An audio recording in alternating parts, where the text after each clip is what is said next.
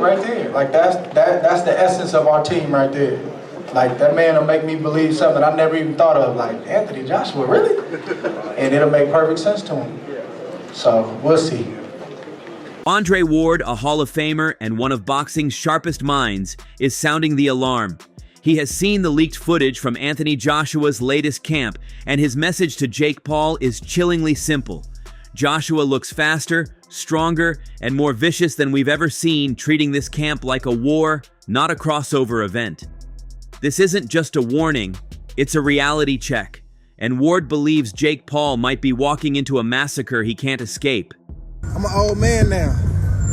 I've been retired 7 years. I ain't touched a boxing gym in 7 years. Why y'all want me to fight Jake?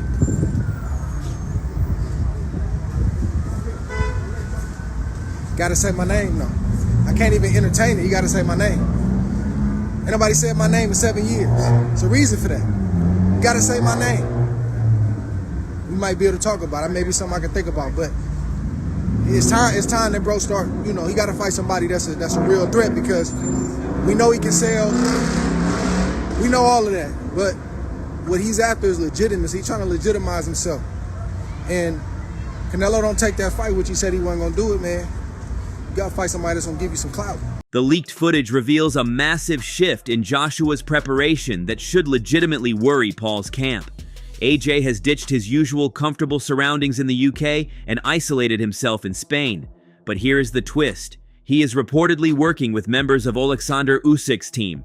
This is the same team that beat him twice, and now he's adopting their methods.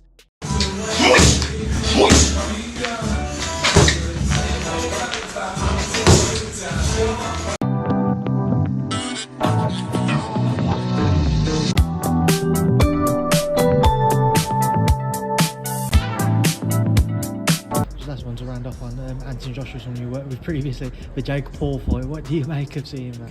Can't wait to see that right hand land. It's sure. I think there's no doubt. I got to give credit to Jake Paul. He's a crazy man. He's a crazy man, but he's making a lot of money. You know, I remember in the '90s growing up, everybody was saying, would you get knocked out by Mike Tyson for $1 million? And we all said yes. So this guy's probably gonna get knocked out, but he's making probably $50 million. So respect to him. He's earned his position where he's at. He's started boxing, and even though a lot of people don't call him a boxer, I think he's done the right thing. He's built himself little by little. Fighting big names. He beat Chavez Jr. and now he's fighting Anthony Joshua. That's huge, man. That's unbelievable. I gotta respect Jake Paul for doing stuff like this. More likely he'll get hurt, but for that kind of money, can't blame him either. The clip shows Joshua moving with an Eastern European fluidity that is unnatural for a man of his size, mixing that elusive footwork with his natural bone-crushing power. He isn't training to outbox Paul. He is training to drown him. The rhythm is different. The intent is different. It looks like a man preparing to inflict damage rather than just score points. And that specific switch in mindset is what has insiders sounding the alarm. Andre Ward didn't hold back when breaking down this new footage, offering a chilling reality check to the YouTuber-turned-boxer. Ward pointed out a critical, fatal error in Paul's assessment of the fight. Jake is used to fighting opponents who fade as the rounds go deep. Guys who are older, smaller, or from sports where cardio works differently. But Joshua is being conditioned by the Usyk camp to get stronger as the fight goes on. Like buzzing, just crazy energy in that room. It was really good. When you knocked out Francis Ngannou, it almost kind of looked like you felt bad about it because he wasn't at your level. Are you feeling like Jake is biting off more than he can chew going into this? No. Same thing with me. That's what I said is that I remember I walked into a gym when I was 18. I drove my cousin there, and 3 years later I was one of the best in the world. I was a world silver medalist, an Olympic gold medalist, been to the European Games, won the ABAs, won box cycle championships. I won a lot of tournaments in 3 years. So you can never underestimate anyone. You can never underestimate anyone because there's new talent coming out of nowhere from all places. And he's a new emerging talent, and I've got to take it very seriously. Are you going to do a lot of film study on him, or are you going to just mostly focus on yourself and get to this? A mix, but mainly focus on myself. Ward warned that you don't play boxing with an Olympic gold medalist who has his back against the wall. The specific danger here is the mechanical gap. Paul has never stood across from a prime heavyweight combo. Ward suggests that Paul's confidence is built on surviving against guys who couldn't hurt him, but AJ is training to land shots that don't just hurt, they incapacitate.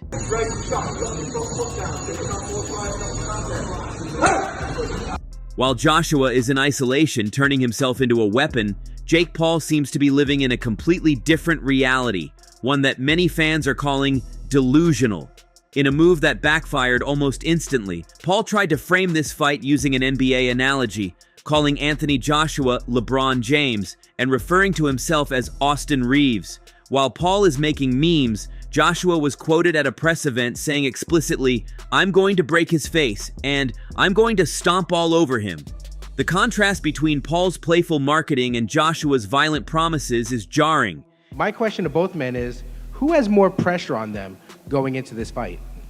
100% Anthony. Yeah, 1000%. This is something that's gonna weigh on him, right? Like, because of what you said, I'm going in there, I can fight free. If he starts getting touched up and losing rounds, I think the cookie will crumble. Anthony Joshua, Jake Paul. Anthony Joshua getting tens of millions to go in there for an 8-rounder with Jake Paul. I've seen your comments on it saying that, you know, whatever he gets for this, he should bite their arm off. How have we got to this? I mean, is Jake Paul crazy? Do you know what? Listen, he's definitely money hungry, isn't he? Because I'll be honest, people say he's not a fighter, but over the year, like the last couple of years, he's shown that he's serious about it and wants to be a fighter. But at the same time, he's fighting one of probably the most, especially around today, the most destructive punchers in heavyweight boxing. But at the same time, like I said, I'm happy for Anthony Joshua. He's making a shitload of money. So is Jake Paul. And like someone said to me, yeah, but why would you take that fight? I said, you know, if you had $500,000 in the bank, you're comfortable, you're nice. $500,000's a lot of money. Do you know if someone offered you $500,000 to go and put a screw in a wall? If you're a builder and just go and put a screw in a wall, you're going to do it, didn't you? And they were like, yeah. I said, even if you was going to, you got offered $1 million to go and do something else, but you would take the $500,000 because it's only putting a screw in a wall. It's simple, it's easy. I said, and this is like a fight that AJ, it's like it is to AJ. This is going to be easy for him. Now, he still can't go out there and thinking nothing's going to come back, because Dig will come back, and clearly he can dig a little bit, but I don't think it'll last over more than 3 rounds.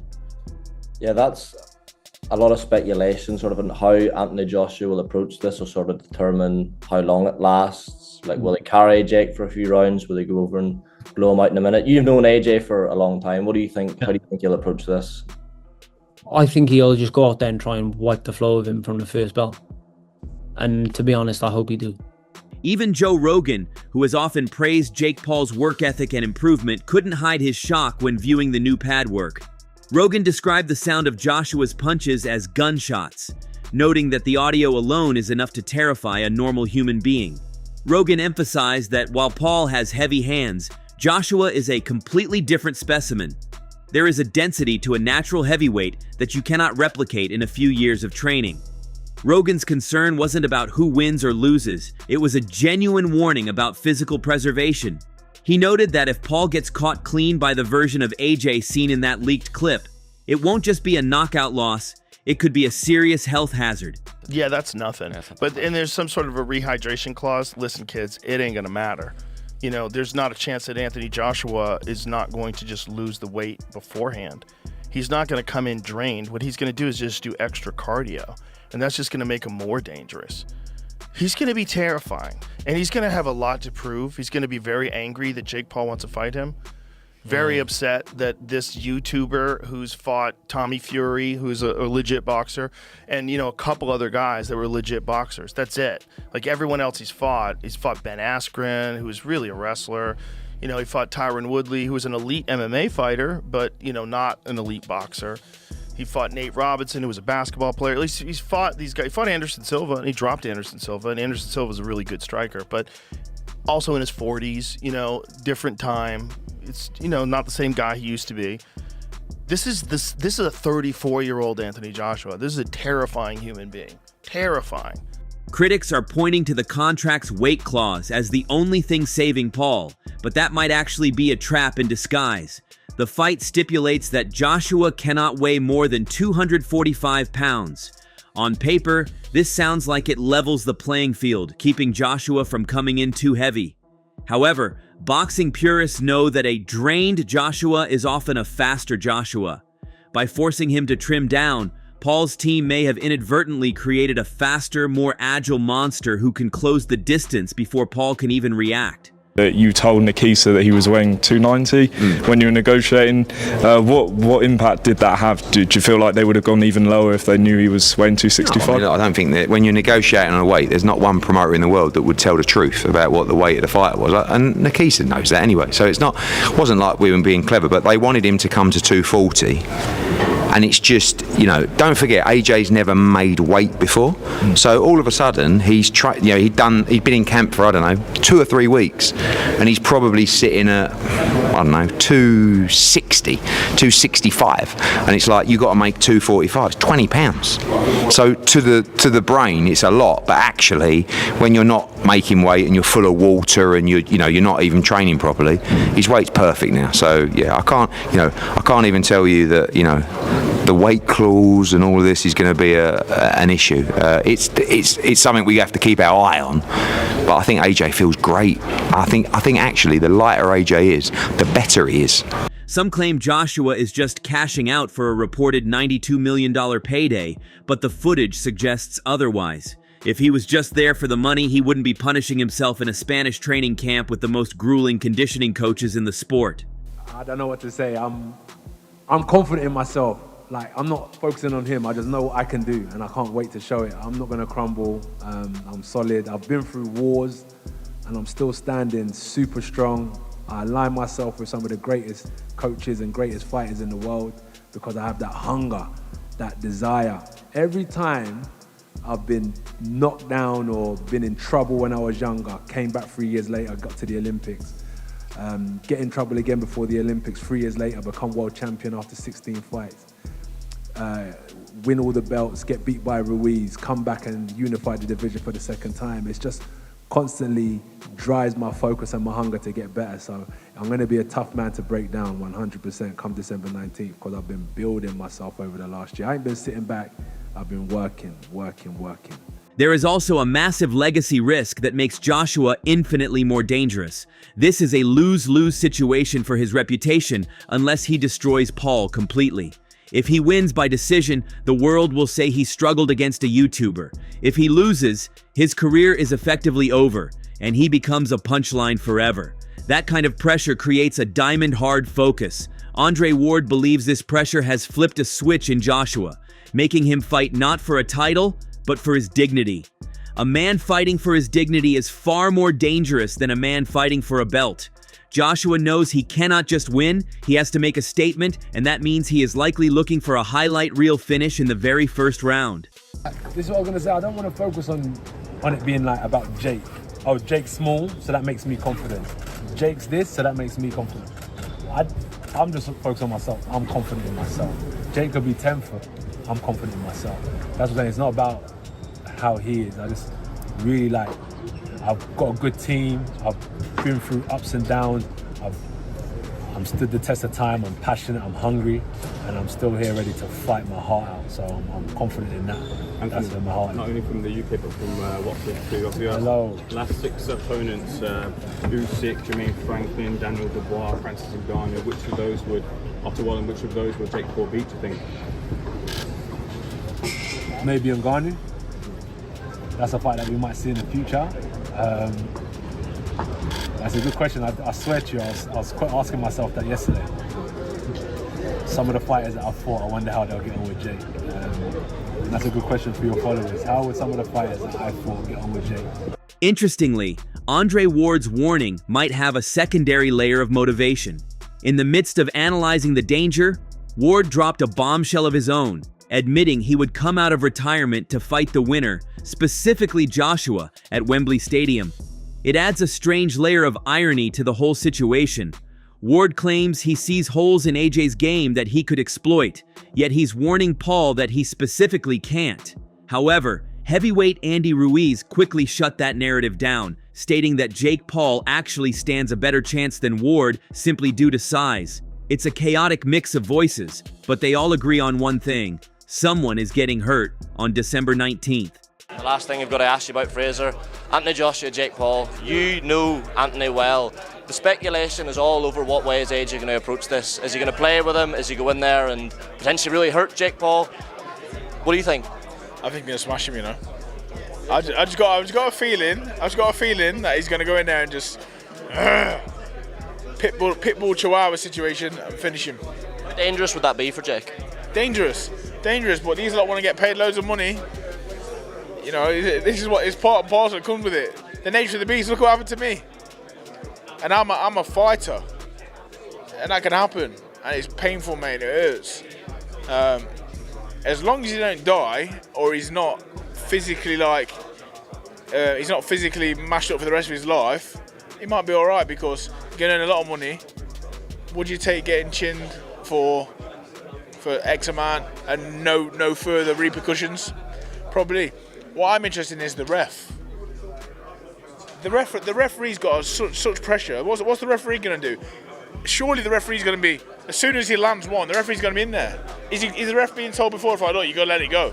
I don't know how it's going to be. It's a strange one. Talk about AJ and Jake Paul.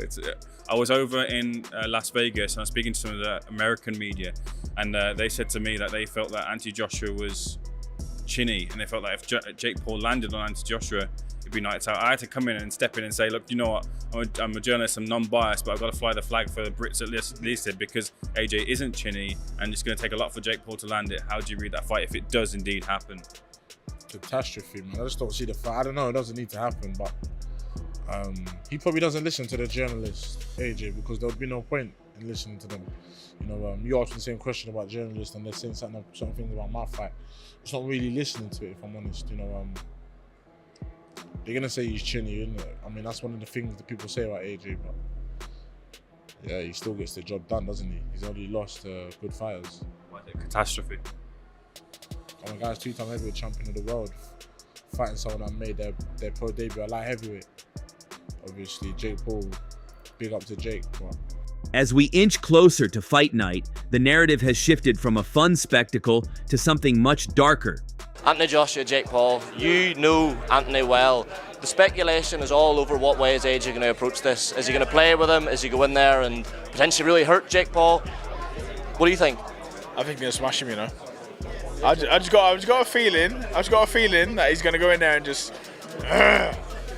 pitbull chihuahua situation and finish him. How dangerous would that be for Jake? Dangerous, but these lot want to get paid loads of money. You know, this is what is part and parcel that comes with it. The nature of the beast. Look what happened to me. And I'm a fighter, and that can happen, and it's painful, mate. It hurts. As long as he don't die, or he's not physically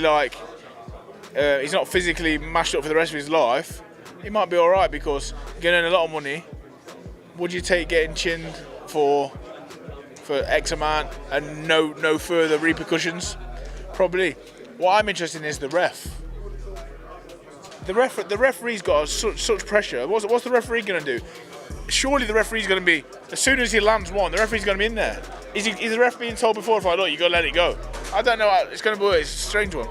Fair play to Jake Paul, man. He's even his UFC fights, he's been fighting the fighters.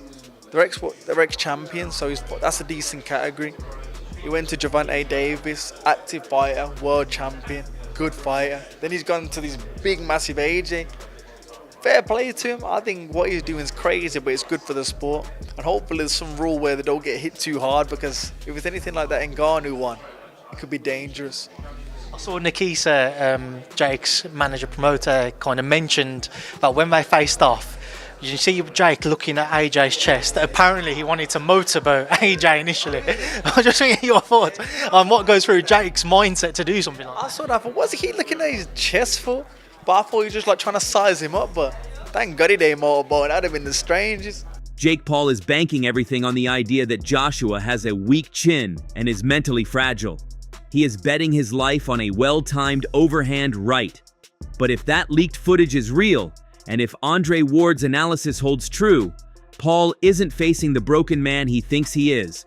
He is facing a faster, meaner, and desperate Anthony Joshua who is ready to remind the world why there are weight classes in boxing. If Paul is wrong, the price he pays will be much higher than just a loss on his record. So, that's all from today's video. If you enjoyed it, remember to leave a like, subscribe, and ring that bell icon so you never miss our upcoming videos. And don't forget to share your thoughts in the comments section. Stay tuned, and we will catch you in the next video.